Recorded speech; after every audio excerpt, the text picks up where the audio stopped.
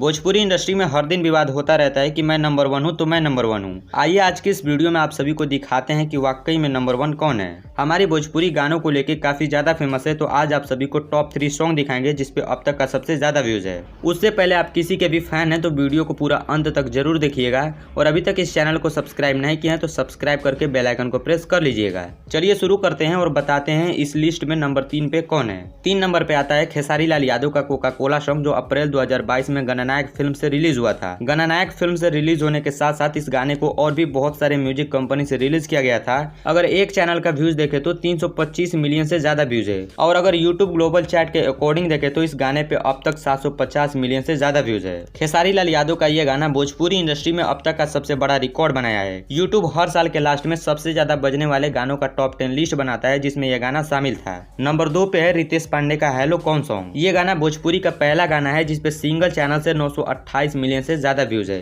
इस गाने को भी बहुत सारे चैनल से रिलीज किया गया है। अगर एक्रॉस व्यूज की बात करें तो इस गाने पे 1.2 बिलियन से ज्यादा व्यूज है। देखिए दोस्त, गाने का व्यूज देख के आप बिल्कुल जज नहीं कर सकते कि नंबर 1 कौन है, इसलिए वीडियो में अंत तक बने रहिएगा ताकि आपको पता चल सके कि एक्चुअल में नंबर 1 कौन है। नंबर 1 पे आता है पवन सिंह का सॉन्ग पुदीना ए हसीना, जो जून 2021 में वेब म्यूजिक से रिलीज किया गया था। ये गाना भोजपुरी इतिहास का सबसे बड़ा गाना है। अगर सिंगल चैनल से इस गाने का व्यूज देखा जाए तो 366 मिलियन से ज्यादा व्यूज है। वहीं अगर एक्रॉस व्यू देखा जाए तो 1.6 बिलियन से ज्यादा व्यूज है। अब ऐसा बिल्कुल नहीं है कि इसके बाद कोई इससे बड़ा गाना नहीं आएगा।